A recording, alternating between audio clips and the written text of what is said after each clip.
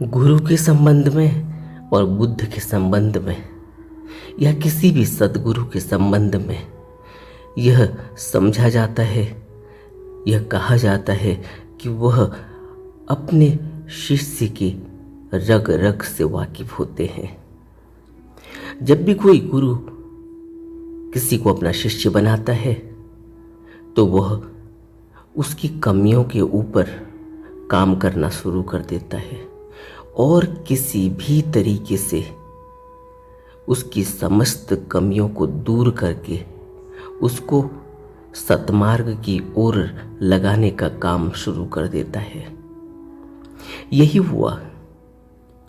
बुद्ध अपने सुपुत्र राहुल को बोधि लाभ होने से पहले अपने मन और वाणी पर यथायोग्य अधिकार न होने के कारण बुद्ध ने राहुल को अपने से दूर किसी दूसरे बिहार में भेज दिया। उसे सत्य ही बोलने का आग्रह भी न था। तथागत ने उसे एक दूर के बिहार में भेज दिया ताकि वहां रहकर वह अपने मन तथा वाणी को काबू में रखना सीख ले। कुछ समय बाद तथागत स्वयं उसी जगह पहुंचे और राहुल को बुलावा भेजा। राहुल को बड़ी प्रसन्नता हुई। भगवान बुद्ध ने राहुल को एक बर्तन में कुछ पानी लाकर पांव धोने के लिए कहा। राहुल ने आज्ञा का पालन किया। जब राहुल तथागत के चरण पखार चुका था तो तथागत ने कहा, क्या यह पानी पीने योग्य है? राहुल ने कहा, नहीं, यह पानी मैला है। तब तथागत बोले, अब अपने बारे में सोचो। यद्यपि तुम मेरे पुत्र हो और एक राजा के पौत्र हो, यद्यपि तुम एक श्रवण हो, श्रमण जिसने स्वेच्छा से सभी वस्तुओं का त्याग कर दिया है, तो भी तुम अपनी वाणी पर संयम नहीं रख पाते, जिससे तुम्हारा मन भी विकार युक्त हो चुका है। जब वो पानी गिरा दिया गया तब तथागत ने फिर पूछा, क्या अब इस बर्तन में पीने का पानी रखा जा सकता है? राहुल ने कहा, नहीं, यह पात्र भी मलिन हो गया है। तथागत ने फिर कहा, अब अपनी बात सोचो। यद्यपि तुमने काशाई वस्त्र धारण किए हैं, तो भी जब तुमने इस बर्तन की तरह ही अपने आप को मलिन बनाए रखा है, तो क्या तुम किसी महान उद्देश्य की प्राप्ति कर सकते हो?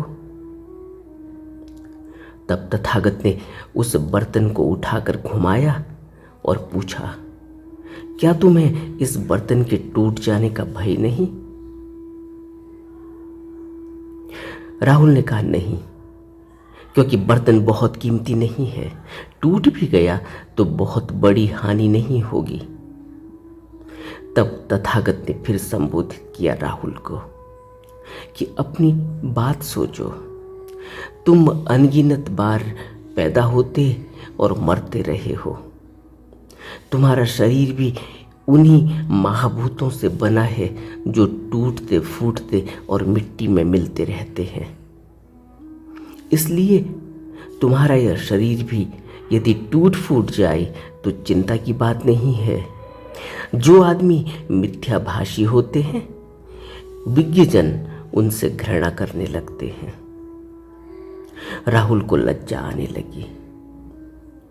तथागत ने कहा, सुनो, मैं तुम्हें एक कहानी सुनाता हूं। एक राजा था जिसके पास एक शक्तिशाली हाथी था। उसमें 500 सामान्य हाथियों का बल था। युद्ध के लिए तैयारी करते समय उसके सभी अंगों पर शस्त्र लटका दिए जाते थे। यहां तक कि उसकी पूंछ में भी एक लोहे की गेंद बांध दी जाती थी। हाथी को हतवान प्रसन्न था हाथी का हथवान प्रसन्न था कि उसका हाथी इतनी अच्छी तरह से शस्त्रों से लदा हुआ था, लेकिन वह यह भी जानता था कि यदि हाथी की सूंड में एक सामान्य तीर भी लग गया तो वह मारक सिद्ध होगा। इसलिए उसने हाथी को सिखा रखा था कि वह अपनी सूंड को अच्छी तरह लपेटे रहे।